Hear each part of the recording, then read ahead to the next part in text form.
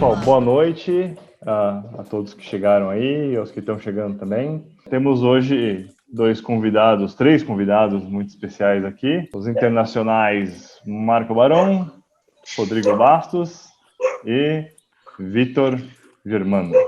Sem mais delongas, eu vou passar a palavra aqui para o Rodrigo. Aqui é tua, Rodrigão.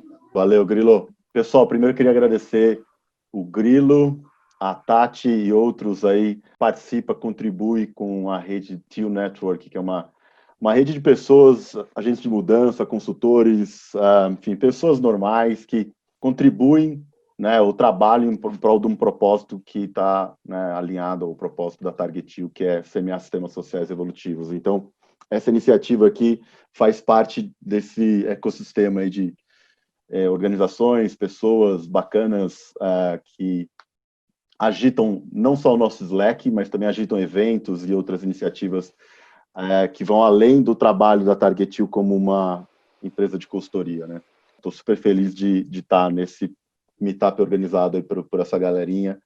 Um agradecimento, né, especial aí para eles. Qual que é a ideia do meetup aqui, né? A ideia é a gente ter uma conversa com eles primeiro, né, ouvir a experiência deles. Então, a Educar e a Lambda 3, então a Educar representada pelo Barão e a Lambda 3 pelo Vitor Germano, nessas organizações e como que eles lidam com o tema remuneração. Isso vai acontecer através de um bate-papo mesmo, né? Eu vou fazer algumas perguntas, vocês também podem fazer perguntas, recomendo que vocês coloquem no chat, assim eu vou dando uma organizada ali, né, e trazendo as perguntas para eles. E depois de um tempo a gente volta aí para o Grilo. Eu não sei se a Tati também vai tocar a segunda parte do Meetup, que eu acho que vai ser mais um formato de link-off, é isso? Na verdade, a gente vai deixar aberto até para entender como que a coisa está andando. Maravilha. Então, vamos começar. E assim, a ideia é poder entender, né, um pouco novas formas ou formas mais justas de remuneração, né, e que são compatíveis também com uma gestão que tende a distribuir autoridade, que tende a colocar poder e autoridade nas mãos de quem realmente está próximo do problema, né? Começar então com uma pergunta aí para o Barão e para o Vitor. Como que é essa jornada? A pessoa entra na organização, ela entra em contato com a remuneração logo ele na contratação. Como é que é? Se, né, você estando na Educal, você estando na Lambda 3, quando você precisa, ou você acha que você merece um aumento salarial ou algo assim, como que isso acontece? Né? Essa é a primeira pergunta para começar a esquentar o papo. Bom, a gente já tentou tudo que vocês possam imaginar sobre essa parte salarial. Desde a pessoa escolhe o salário e a gente dá o salário que ela escolhe, há modelos um pouco mais complexos, né, de discussão, de apresentação, de defesa de case sobre aumento de salário. Hoje, com 100 pessoas, existe uma estrutura já formalizada, mas é importante dizer que a decisão salarial ela é do time de contratação. Quem é esse time de contratação? Qualquer pessoa que vai trabalhar com aquela pessoa que vai ser contratada. Então, se você é uma pessoa desenvolvedora, ou se você trabalha no comercial da empresa, ou se você é da área administrativa, quem vai contratar são as próprias pessoas que estão trabalhando. A gente ainda não existe uma estrutura de gestão funcional para isso. Nessa situação, o time que escolhe contratar, por exemplo, o time de contratação hoje é composto de mais ou menos 20 pessoas, né, para rodar o processo, eles escolhem qual é o salário daquela pessoa, para fazer a proposta para contratação. Tá? Então, quando você entra na empresa, a decisão sobre o seu trabalho foi tomada, sobre o teu salário foi tomada pelos seus pares. E a gente vem experimentando diversas formas sobre de que maneira que a gente faz ciclos de avaliação, ciclos de aumento salarial e tal. A gente já passou pelo período de, se você quer um aumento de salário, você levanta a mão, fala com teus pares e decide o aumento de salário.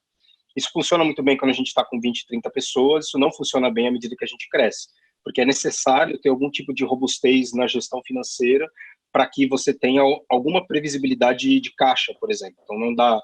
Se 50 pessoas pedem R$2.000 de salário de aumento, né, de um mês para o outro, você pode ter aí uma mudança drástica do ponto de vista de gestão financeira. Então, hoje a gente faz assim, a decisão salarial é feita pelos próprios pares. A decisão de aumento de salário, ela é cíclica. Qualquer pessoa pode submeter para um aumento de salário e ela precisa defender para os pares, normalmente o time e as pessoas em que o trabalho dela influencia. Ela faz uma defesa sobre o pouco do trabalho que ela executou e faz uma proposta sobre aumento de salário.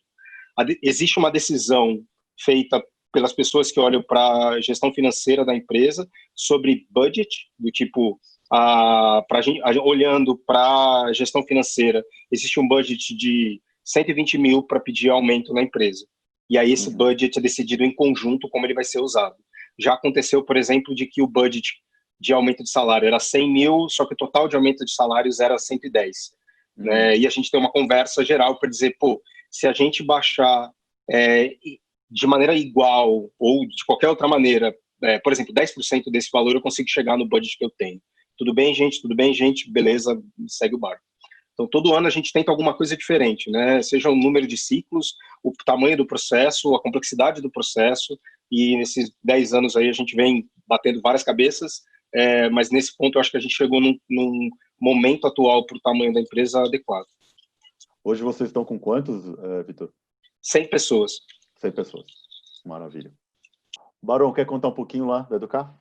Sim, super. Boa noite, galera. Boa noite, Vitor, aí. Legal que você está aí também. Na Educar fica um pouco diferente do que o Vitor falou. Acho que, assim, a primeira coisa que eu queria falar eu não sei se tem jeito certo ou não. Acho que não. Acho que tem um jeito que funciona para cada organização. Prefiro achar isso. Lá na Educar funciona assim, e a gente também teve fases, né? Essa política que regula o aumento salarial, ou essa restrição, né? Ela mudou muitas vezes, ela foi iterada muitas vezes. No começo, quando ela foi criada, ela era iterada toda semana, né? Nas reuniões de governança, onde a gente adapta a estrutura do circo.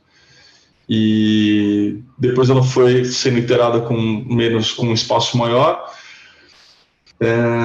Então, isso que eu vou contar para vocês, já saibam que tem uma sabedoria ali de muitas iterações, né? Acho que ainda vão ter várias. É engraçado, o Vitor falou um negócio que eu me lembrei de um momento, de uma tensão que eu tive, né? Antes de eu contar como eu vou contar uma tensão que eu tive. Tive muitas tensões sobre esse tema, mas uma delas era assim: cara, se a gente abrir o bagulho aqui e as pessoas puderem se dar aumento salarial, né, ou dar pro coleguinha, e assumindo que, como em grande parte das empresas tem um tanto represado de grana, as pessoas de fato percebem que elas não ganham o suficiente, em relação ao mercado. Isso é meio default, né? Vai ser foda, vai ser a corrida do ouro, né? Tipo, quem chegar primeiro leva. Como é que vai ser isso? Porque o dinheiro é finito, é escasso e todo mundo vai fazer. O cara vai pensar que é melhor eu fazer agora do que o outro fazer primeiro, né? Porque senão vai dar o dinheiro, vai acabar o budget. Porque a gente também falou, vamos restringir um budget, né? E aí eu criei uma parafernália ali, um negócio que criava uma fila, que as pessoas votavam nos critérios, e aí isso ia, de alguma forma, ordenar, priorizar, porque não ia ser alguém escolhendo quem ia ganhar primeiro, eram critérios votados, que foram definidos coletivamente. Cara, nunca usamos o artefato, nunca precisei usar o negócio, vamos priorizar quem é que vai receber o aumento. Então, foi muito louco isso, né? Porque era uma tensão querendo prever o futuro, e um futuro que nunca veio, né? Mas, enfim. Então, como é que é lá? Lá é um modelo parecido com o application, né? Da Educar. Tem uma política que regula. A gente também tem um artefato lá que é uma tabela salarial que tem cargos, apesar da gente trabalhar com papéis, tem um conjunto de cargos, e esses cargos têm algum nível de equiparação com o mercado. Talvez você se pergunte agora, mas Barão, se uma pessoa tem vários papéis, qual que é o cargo dela, né? O cargo dela é aquilo que ela faz de maneira prioritária, geralmente é aquilo que ela foi contratada para fazer, né? Quando eu entro no Educar, geralmente eu entro com um cargo específico que tem a ver com o meu maior foco de atuação. Isso está longe de ser uma coisa que eu idealizo, está longe de ser uma solução, inclusive, elegante para mim, mas é a solução possível nesse momento, né?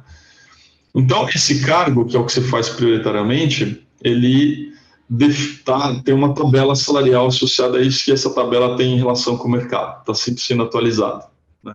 Eu sempre brinco, sempre que alguém faz uma entrevista de emprego, independente se você vai para o lugar ou não, conta para a gente atualizar a tabela salarial, né? Para a gente saber o que não é a pesquisa salarial que vai atualizar, né? São as pessoas indo lá fazer, saber, tipo, recebendo oferta, aí assim que eu atualizo, né?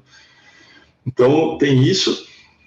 Aí, como é que funciona a história? Assim, então, imagina que eu estou lá trabalhando e eu falo assim, puta, cara, eu sinto uma tensão salarial aqui, eu acho que eu deveria ganhar mais, sei lá. Me parece que seria bom eu ganhar mais. Aí eu preencho um template. Pode compartilhar aqui, o Grilo, Rod? Pode compartilhar um próximo? Claro. Então, aí eu faço isso aqui, ó. Só para vocês verem o que eu estou vendo também. Tem um template aqui que cada pessoa que vai propor um aumento salarial para si próprio ou para outra pessoa tem que preencher. Tem um checklist de validação da proposta, né? Então, você tem que escrever com atenção, você tem que ter, no mínimo, 3 aconselhamentos que tem a ver com a sua trilha de desenvolvimento. Isso é uma coisa que eu não falei, né? Tem um outro artefato lá, que são trilhas de desenvolvimento dependendo do seu craft, né? Da sua disciplina. Então, sei lá, desenvolvedores têm uma trilha de desenvolvimento, designers têm uma trilha de desenvolvimento, administrativo tem uma trilha de desenvolvimento. Todos os grandes temas têm uma trilha de desenvolvimento. Beleza, então você tem que pedir aconselhamento de pessoas em relação à minha trilha. Se eu vou pedir, se eu vou propor um aumento salarial para mim mesmo, eu preciso buscar feedbacks, né, aconselhamentos em relação a mim sobre a minha trilha de cultura, por exemplo. Tem que ter uma argumentação estratégica, uma argumentação cultural e o salário tem que estar dentro da faixa salarial definida. Ou seja, eu quero ganhar R$200 mil por mês. Não vai rolar, né? Porque esse salário não cabe dentro da faixa que está definida. Então, isso aqui são checklists de validação. Então, aqui, eu tenho que dizer qual que é o motivo de nossa atenção. Talvez seja uma defasagem, talvez seja uma situação de vulnerabilidade que eu esteja. É uma proposta de trabalho em outras empresas. Eu acho que é um mérito, né? Eu gostaria de ser reconhecido, de que o meu mérito fosse traduzido em grana, ou outros. Então, você vai preenchendo aqui, descreve a sua atenção. Aqui, as pessoas colam o nível da trilha, o item da trilha, né? Exemplos de que isso está desenvolvido ou exemplos de que isso não está desenvolvido. Então, é aqui onde os conselheiros entram, né? Para dar os pitacos deles. Aqui eu descrevo, no item 3, eu descrevo métricas que eu impactei ou projetos que eu acho que são relevantes, que eu contribuí, fatos aí que são importantes nessa minha decisão de propor um aumento para mim mesmo. Aqui eu descrevo os acordos comportamentais que tem na Educar e descrevo como é que eu me percebo em relação a esses acordos, e um dos conselheiros também vai dizer como é que ele me percebe em relação a esses acordos comportamentais que existem. E aqui no final, o cargo atual, o cargo proposto. Pode ser que eu seja desenvolvedor 1 e eu entenda que eu deveria ter o cargo de desenvolvedor 2, né, dado as skills ali de cada nível. Então, e aqui são só a informação salarial. Então, esse aqui é o template que precisa preencher. E o que eu faço com esse template, né? Na hora que eu tenho isso preenchido, isso pode ser que demore 1 semana, 2 semanas, 1 mês, 2 meses, 3 meses, depende. Depende da sua dedicação em preencher e engajar pessoas para te ajudar com as informações. Na hora que eu preencho isso, eu submeto isso a uma proposta dentro de um círculo específico da Educar, que se chama Partner Pool, é um círculo de pessoas, é um círculo que delibera que atua, né, sobre a relação das pessoas com a Educar.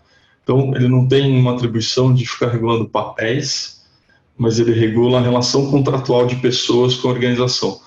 Nesse círculo, eu apresento essa minha proposta e, através do processo integrativo, né, perguntas, reações e objeções, emenda e objeção, Se ninguém tiver uma objeção, meu salário, minha proposta é integrada, né? E aí eu tenho autoridade para aumentar o meu próprio salário ou de alguém que eu queira. E aí o processo é efetivado, a folha, né, efetivada, a partir do momento que eu dou visibilidade para toda a organização dessa decisão que eu tomei e os parâmetros que nortearam essa decisão. Então, só é efetivo quando eu conto para as pessoas da organização que eu me dei um aumento salarial de tantos %, me aconselharam tais e tais pessoas, blá.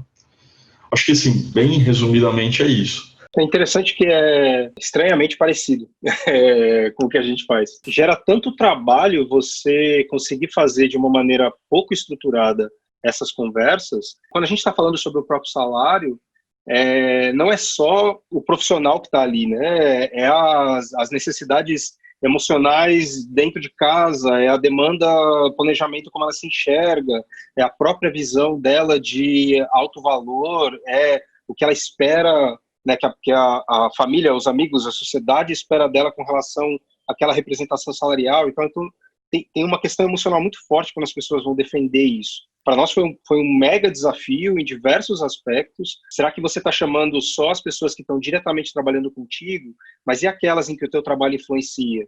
Né? Então, uma unidade, uma célula de trabalho, ela é composta por pessoas que trabalham diretamente para o cliente, mas também muitas vezes tem o cliente que está envolvido nessa discussão, muitas vezes tem uma área de relacionamento, outras áreas internas.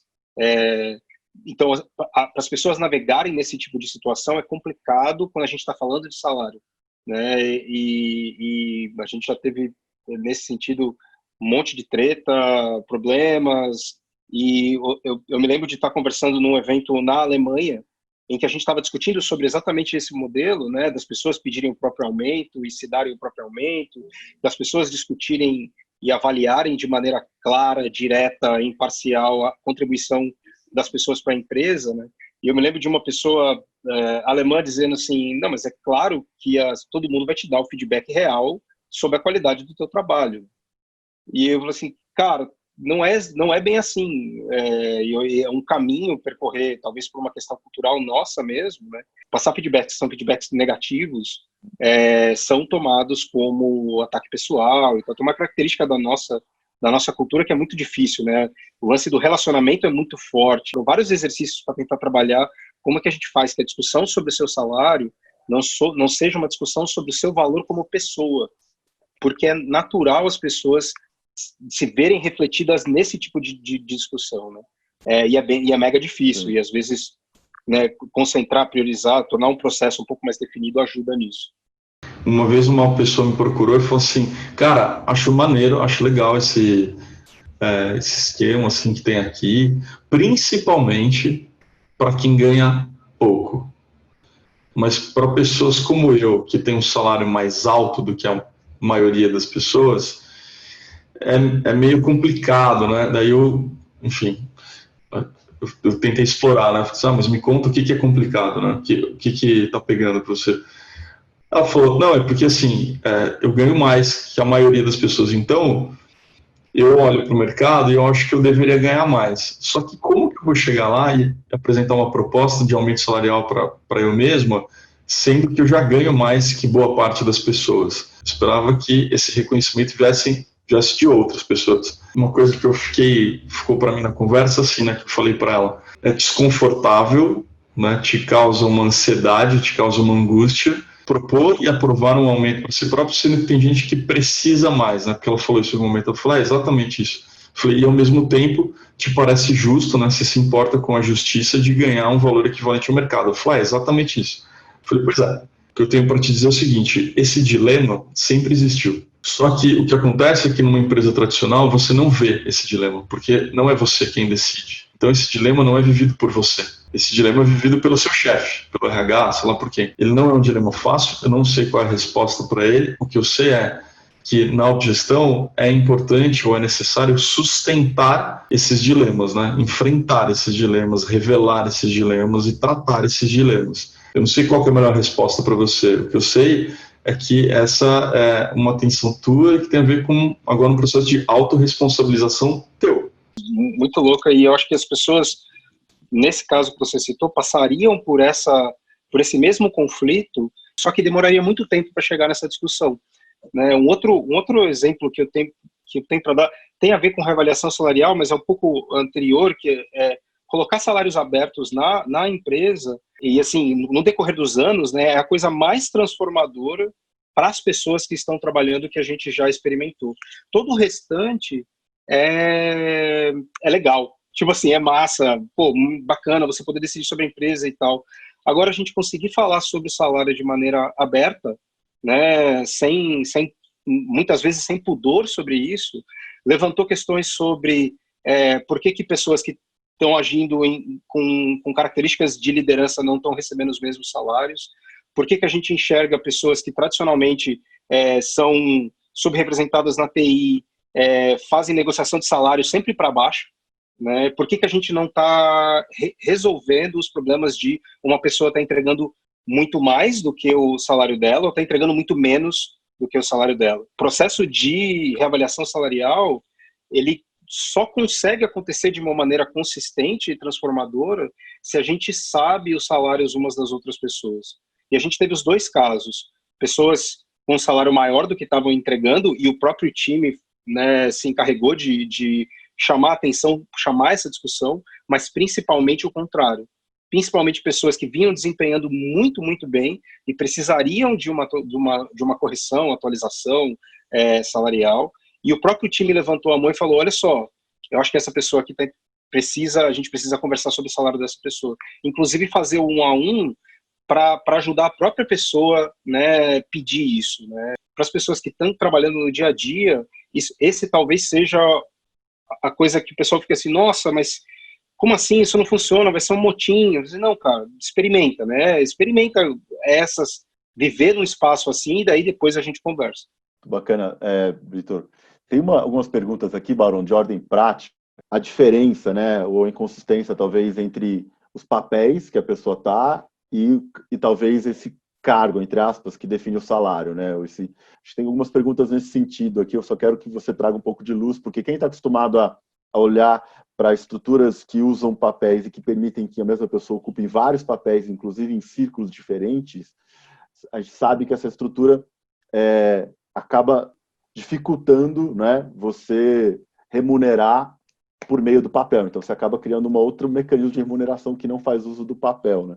Então, vocês criaram esses cargos. Você quer contar um pouquinho mais sobre se isso gera problemas, tensões, as pessoas ficam comparando ou não? Como é que é isso? Beleza, acho que é uma ótima pergunta. Eu não vejo assim, tensões emergirem especificamente desse lugar de cargo e papel.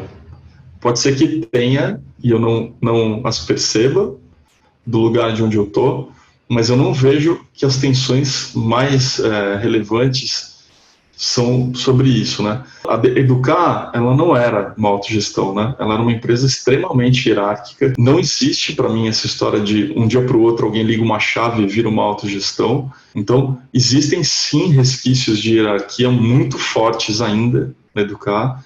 Essa fome de comando e controle vive dentro de mim, né? Eu me pego, às vezes, querendo controlar coisas. Então, é um pouco de ilusão achar que, não, assina o meta-acordo e está tudo certo. Não é isso, né? Ao longo do tempo, ela foi evoluindo ali, né, para esse sentido. Então, a estrutura de cargos e salários, ela é um resquício dessa época. Foi muito mais um jeito que a gente achou de se adaptar a um modelo do que algo que a gente criou para isso. As trilhas de desenvolvimento, não. As trilhas foi uma criação, um artefato criado porque a gente sentiu necessidade no círculo de pessoas de falar assim, cara, mas por que a gente está dando aumento, né? Com base em quê? Como que eu sei se eu dou... como que eu sei o que é pertinente, né? Não o que eu dou, porque o que eu dou é o que vem na proposta, mas como que a pessoa cria a proposta? Ela propõe 20%, 30%, 40%, com base em quê? Com base em que ela entende que ela deveria ter um cargo 1, 2, 3, 4, 5? Com base na trilha. Então, a trilha surgiu já para resolver problemas típicos da autogestão. Tabela de cargos e salários, não. Então, a remuneração na Educar não tem nada a ver com papel, não tem nada a ver com quantidade de papéis, não tem nada a ver com papéis específicos, ela tem a ver com o cargo. E, de novo, né, o cargo é uma tabela salarial como a que provavelmente vocês conhecem, vivem. Analista de desenvolvimento 1, analista de não sei o que 2. E essas nomenclaturas são usadas só na tabela salarial. O que eu vejo não tem um conflito direto, o que eu percebo as pessoas acabam tendo um papel que elas dedicam maior tempo, que é geralmente aquilo para qual elas vieram, e elas acabam escolhendo energizar outros papéis que têm a ver com interesses pessoais de desenvolvimento, ou com interesses que eu quero fazer agora, né? Não necessariamente está na minha trilha de desenvolvimento, isso, mas são coisas que eu estou a fim de fazer, ou coisas que eu vejo uma urgência na empresa em fazer. Eu brinco que tem o papel que eu energizo e tem o papel que me energiza, né? Então, são esses papéis que me energizam. Não sei se eu respondi a pergunta, não vi qualquer pergunta.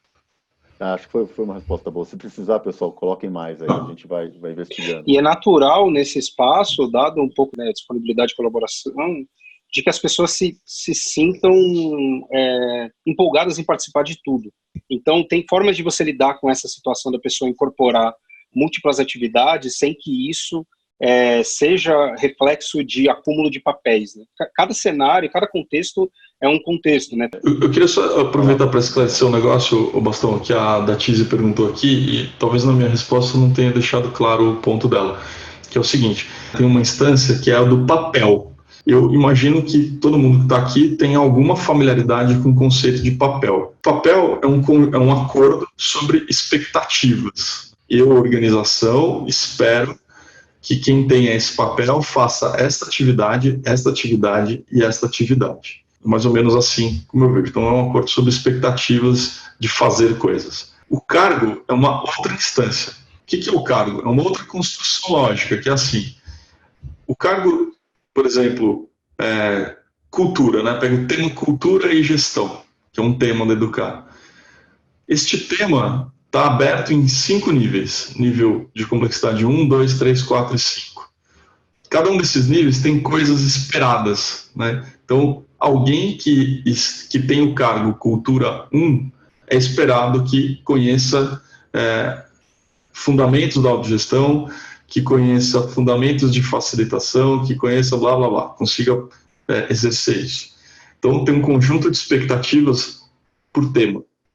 Este tema tem um valor de mercado. Quanto que no mercado vale esse tipo de skill, esse tipo de conhecimento, experiência, que tem que valor no mercado? Beleza.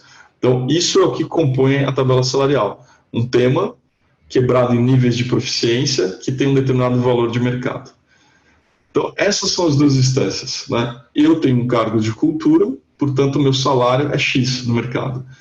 Tem um papel principal que tem muita relação com esse tema e tem outros papéis que têm menos relação direta com esse tema.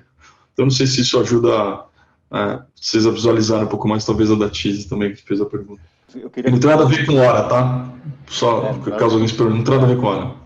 Então, só para chegar numa outra coisa também, que falaram várias vezes aqui sobre CLT e o Fábio colocou aqui desvio de função, que é algo que está presente em toda organização moderna e a CLT, né, condena. E aí, quando você cria uma estrutura de papéis, muitas vezes esse desvio de função ele fica até documentado, né?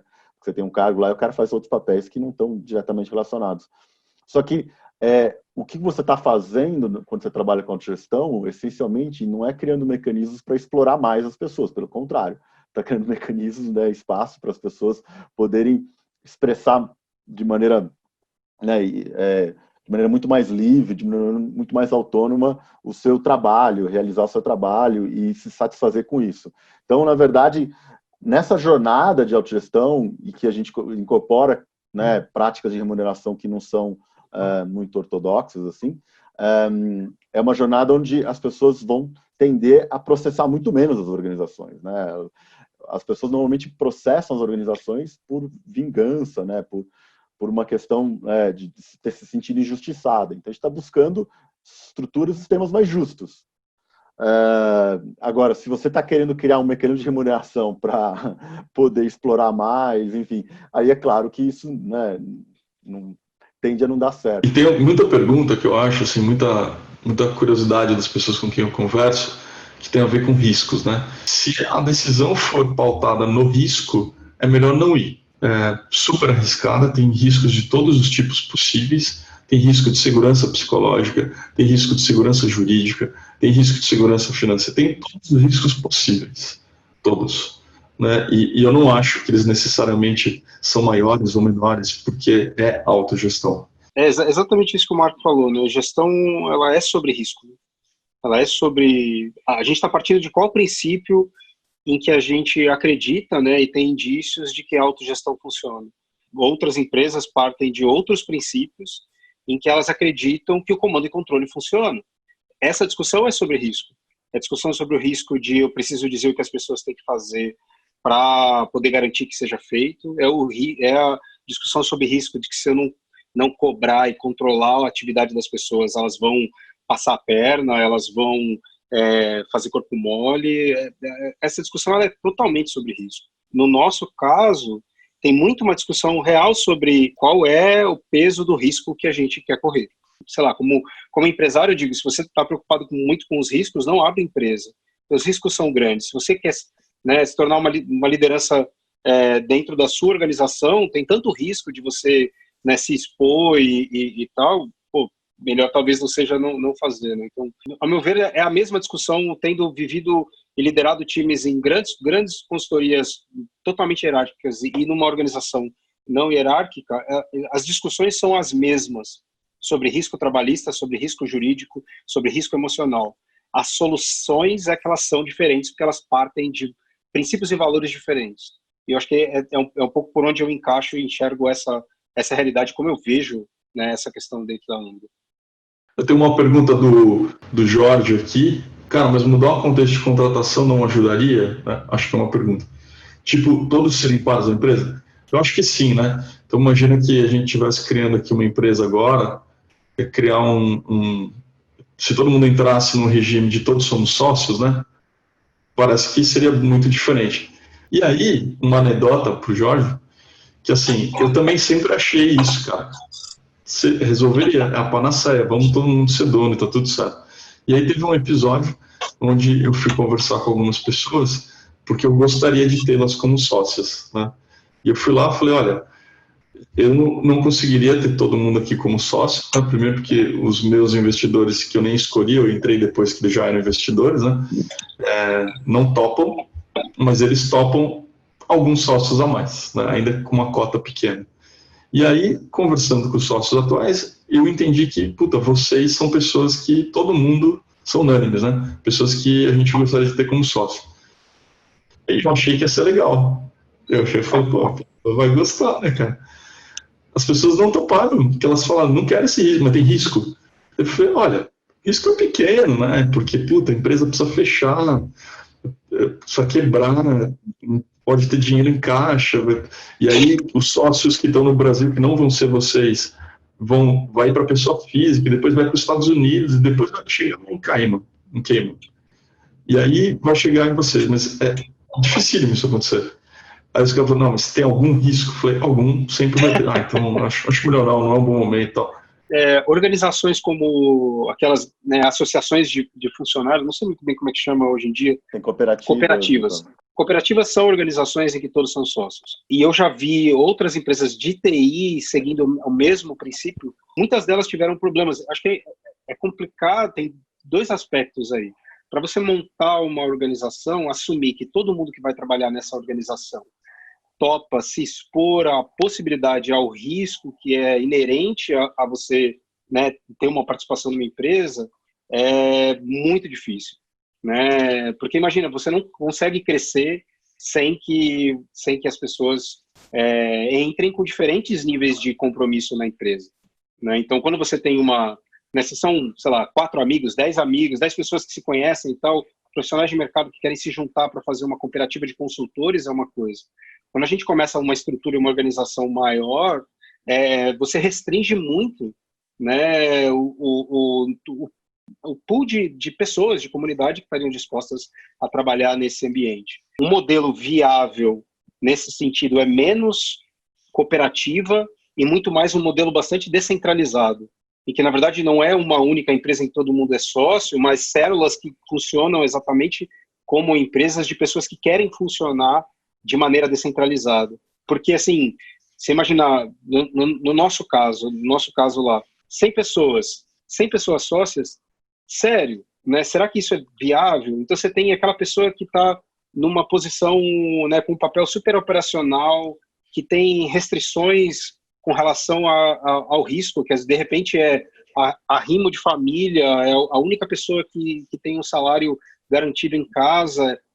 Você vai expor ela a um risco tão grande? É difícil, não é exatamente uma solução que eu entendo viável assim em todos os casos. Eu acho que traz muito problema.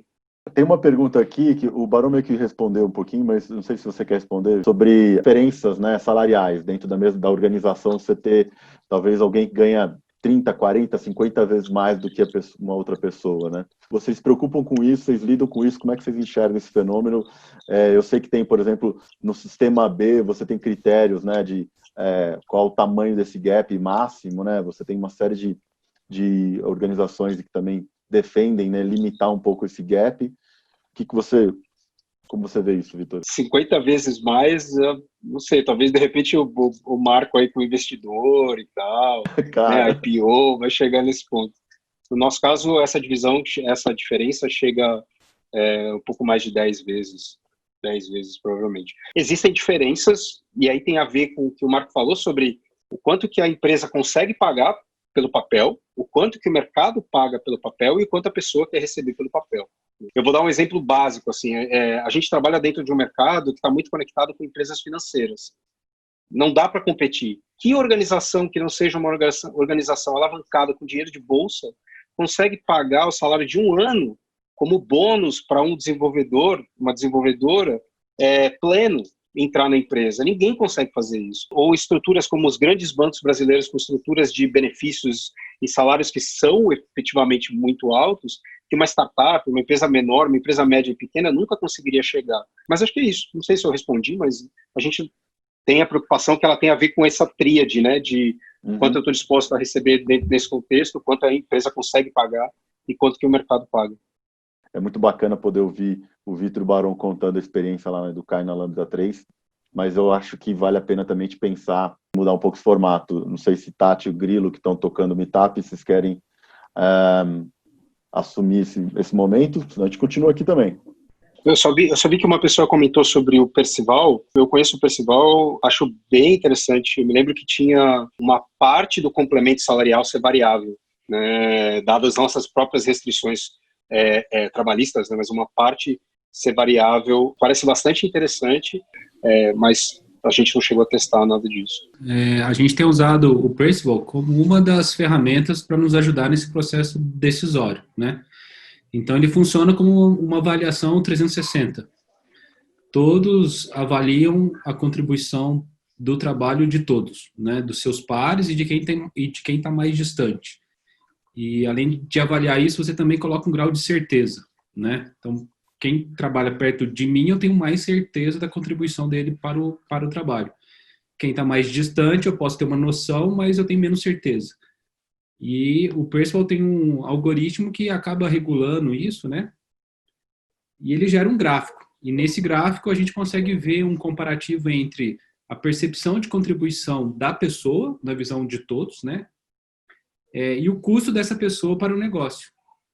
E aí a gente consegue ver, de repente, distorções assim. Essa pessoa, na visão do time, contribui muito, mas o salário dela está abaixo de pessoas que, na visão do time, contribuem menos.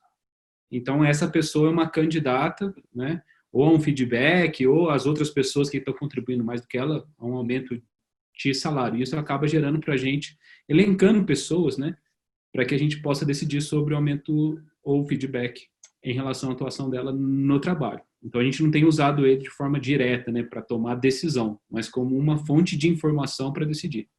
Pô, posso abusar do meu papel aqui e fazer uma pergunta em cima disso? Como um bom introvertido, será que esse modelo ele não privilegia pessoas que são mais simpáticas, mais extrovertidas, que têm mais facilidade em criar relacionamentos, esse tipo de coisa? Eu acho que sim. Por isso que a gente considera ele como uma das fontes de entrada para esse processo. Mas numa empresa com autogestão, e eu posso falar um pouco sobre a WebGo nesse sentido, que a gente também, como a Lambda, já pratica isso há muito tempo, o salário deixa de ser uma questão de poder, passa a ser uma questão social. E aí, ainda mais empresas com salários abertos, né, passa a ser uma questão social mesmo. E aí os mecanismos pelos quais você vai decidir sobre isso, ele tem que ser prioritariamente social. Então, pessoas que têm dificuldades são suportadas por outras pessoas que têm mais facilidade de discussão, né, de colocar os argumentos. E o Percival, por ser uma ferramenta que você responde individualmente, via sistema, né, acaba mostrando também algumas distorções, porque os introvertidos conseguem se expressar anonimamente. O resultado do Percival é aberto para todo mundo depois, para todo mundo saber como é que aconteceu. E isso serve de input também para essas outras discussões. Mas sempre é uma conversa sem fim, né? Salário, pode fazer quantos meetups desse que for. Sempre terá um assunto para ser discutido. Vamos lá, então, para um link-off? Se eu puder deixar uma dica, o link-off costuma funcionar bem quando a gente tem alguma pergunta para ir em volta. Assim. Então, se vocês puderem pensar em perguntas centrais. Só isso. Se puder pensar em colocar perguntas, os posts em formato de pergunta ajuda bastante na hora da discussão geral.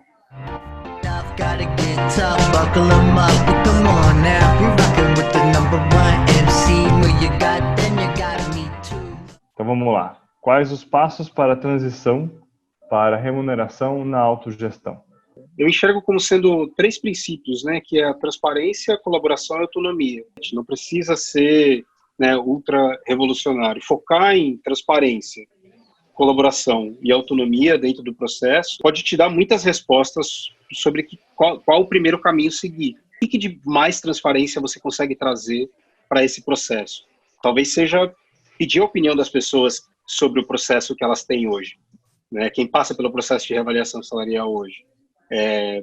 Como é que eu trago autonomia nisso? Talvez fazer com que as pessoas possam defender o trabalho que elas executaram no último ano, no último ciclo. Né? Como é que eu trago colaboração? Talvez discutir sobre o processo já seja um mega passo que pode trazer muito benefício. Tentei sistematizar uma coisa na minha cabeça que foi meio que a linha que a gente foi, assim. Tipo, sai dessa onda da meritocracia, né? Joga fora essa bosta. Adote critérios, processos objetivos, assim, né? Que tem algum nível de objetividade, que as pessoas estejam falando da mesma coisa. Tire essa decisão dos chefes, né? Tire essa história. Trate como um experimento, né? Que você tem hipóteses, então não assuma que esse é o jeito certo, porque aí você vai ficar apegado à solução, vai ser ruim. Então, vou experimentar isso, né? E tenha isso, hipótese, assim, teste isso e, cara, itera. Porque tenho certeza que você vai errar muitas vezes. Assim.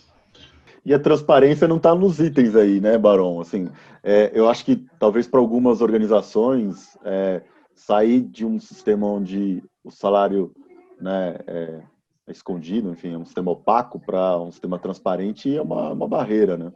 Tem um ponto que eu acredito que pode ajudar muito nesse começo. Por exemplo, no ateliê de software, a gente determinou um percentual do faturamento médio mensal para a folha de pagamento. Então, as pessoas sabem o limite, né, a capacidade que a gente tem de dar aumento ou não.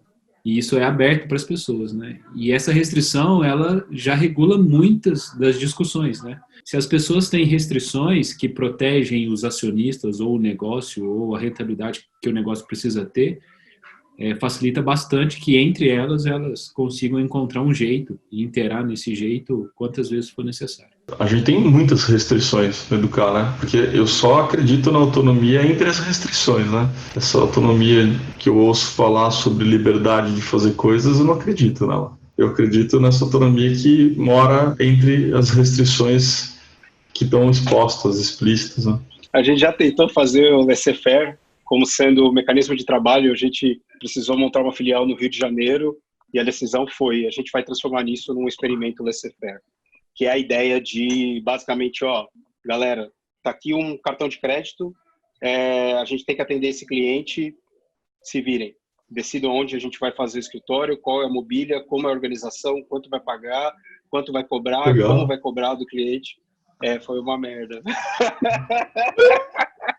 Foi uma experiência muito ruim. Mas acho que tem mais a ver com a situação em si que foi construída do que com o modelo laissez-faire. Eu continuo acreditando, só não sei se funciona na minha realidade. Eu consigo antecipar que tem uma restrição de uso da grana na Educar, que ela flutua, né? O montante, mas tem a ver com o que o Matheus falou, que qualquer pessoa pode usar o dinheiro do Educar para qualquer coisa, desde que várias restrições. Tem um outro exemplo disso que a gente faz, tem um budget mensal que as pessoas da empresa decidem como gastar, desde fazer uma festa, comprar comida. Agora, durante o Covid, juntaram esse dinheiro para doar para organizações que estavam, né, fazendo auxílio a pessoas que foram afetadas pelo Covid.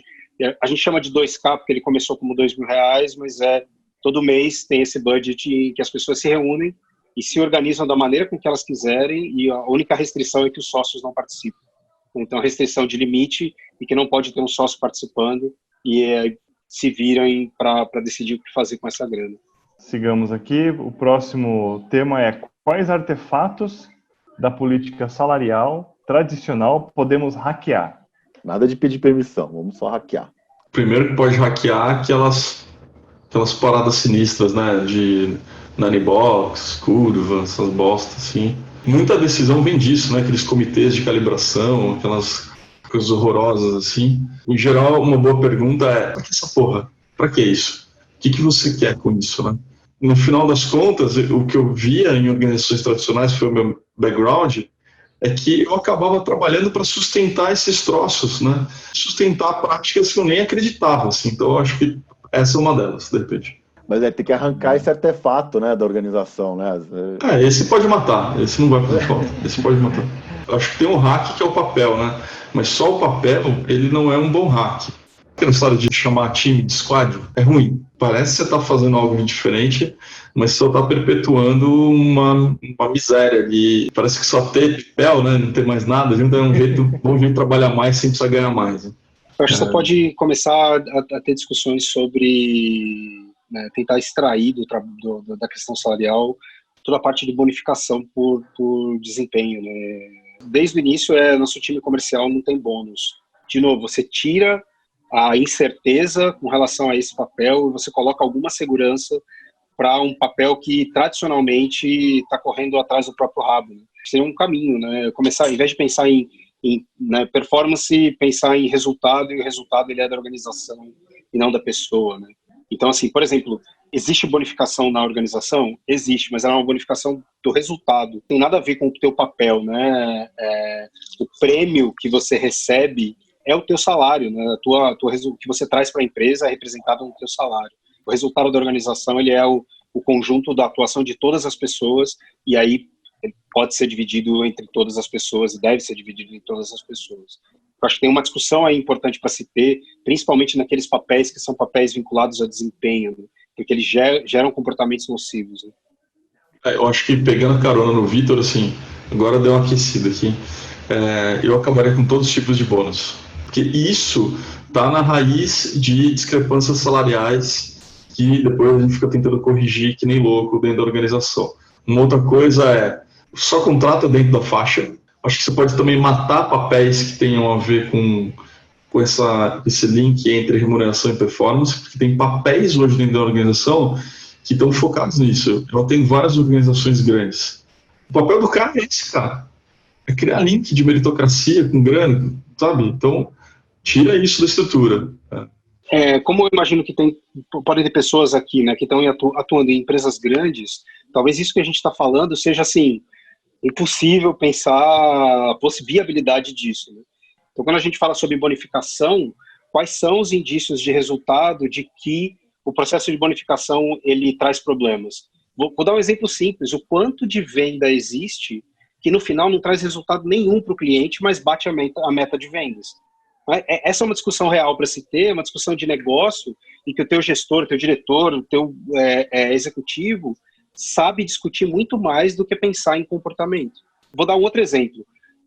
Se você trabalha em tecnologia, toda empresa está contratando. Não existe mão de obra disponível no mercado hoje, de maneira real, para que as empresas alcancem os objetivos de negócio. Isso coloca um peso sobre as empresas de que né, modelo de trabalho, cultura e atuação tem que mudar para manter talentos. Porque senão a pessoa vai para o Nubank, porque senão a pessoa vai para a nova startup bonitinha, senão a pessoa vai trabalhar para o exterior. Então, isso por si só é um motivador que eu já vi em vários clientes nossos como um mecanismo de mudança. A pessoa não quer saber sobre o nosso modelo de gestão é antiquado, ultrapassado. Não, ele quer saber como é que eu faço para manter pessoas incríveis dentro da empresa. E para isso eu preciso mudar o meu modelo de gestão, para isso eu preciso mudar o meu modelo de bonificação, para isso eu preciso dar opções de trabalho de maior propósito. Então a mudança vem pelo que se espera de resultado e não pela burocracia ali, né? Porque pela burocracia nenhuma empresa vai mudar. Que um hack que eu sugiro é transferir a decisão de aumentos de pessoas para processos. Então sai dessa coisa um ser humano, um conjunto de seres humanos e transfere para um processo. Este é o processo que dá conta dos aumentos salariais, dos X. Né? O experimento de bonificação que a gente fez, que foi no final do ano, a gente pegou o total de bonificação, dividiu pelo número de pessoas e todo mundo recebeu a mesma coisa, baseado no resultado daquele ano. Se você entrou em julho, você recebeu metade, se você entrou em janeiro, você recebeu tudo. O resultado da empresa, ele é um resultado só e todo mundo contribuiu para isso. Então, eu acho que pegando carona no Vitor, assim, agora deu uma aquecida aqui, eu acabaria com todos os tipos de bônus. Porque isso está na raiz de discrepâncias salariais que depois a gente fica tentando corrigir que nem louco dentro da organização. Uma outra coisa é, só contrata dentro da faixa. Acho que você pode também matar papéis que tenham a ver com esse link entre remuneração e performance, porque tem papéis hoje dentro da organização que estão focados nisso. Eu tenho várias organizações grandes. O papel do cara é esse, cara. É criar link de meritocracia com grana, sabe? Então, tira isso da estrutura. Como eu imagino que podem ter pessoas aqui, né, que estão atuando em empresas grandes, talvez isso que a gente está falando seja, assim, impossível pensar a viabilidade disso, né? Então, quando a gente fala sobre bonificação, quais são os indícios de resultado de que o processo de bonificação ele traz problemas? Vou dar um exemplo simples. O quanto de venda existe que no final não traz resultado nenhum para o cliente, mas bate a meta de vendas? Essa é uma discussão real para se ter, uma discussão de negócio em que o teu gestor, o teu diretor, o teu executivo sabe discutir muito mais do que pensar em comportamento. Vou dar um outro exemplo. Se você trabalha em tecnologia, toda empresa está contratando. Não existe mão de obra disponível no mercado hoje, de maneira real, para que as empresas alcancem os objetivos de negócio. Isso coloca um peso sobre as empresas de que, né, modelo de trabalho, cultura e atuação tem que mudar para manter talentos. Porque senão a pessoa vai para o Nubank, porque senão a pessoa vai para a nova startup bonitinha, senão a pessoa vai trabalhar para o exterior. Então, isso por si só é um motivador que eu já vi em vários clientes nossos como um mecanismo de mudança. A pessoa não quer saber sobre o nosso modelo de gestão é antiquado, ultrapassado. Não, ele quer saber como é que eu faço para manter pessoas incríveis dentro da empresa. E para isso eu preciso mudar o meu modelo de gestão, para isso eu preciso mudar o meu modelo de bonificação, para isso eu preciso dar opções de trabalho de maior propósito. Então a mudança vem pelo que se espera de resultado e não pela burocracia ali, né? Porque pela burocracia nenhuma empresa vai mudar. Eu queria agradecer aí, Vitor, a Germano, por ter atendido o convite de uma hora. Foi bem legal a sua participação, meu amigo. E obrigado pelo convite aí, Grilo, Tati, que chamaram esse meetup. Assim, foi bem legal mesmo o papo. Gostei bastante. Valeu. Obrigado para todo mundo que participou aí. E boa noite. Até o próximo. Até a próxima.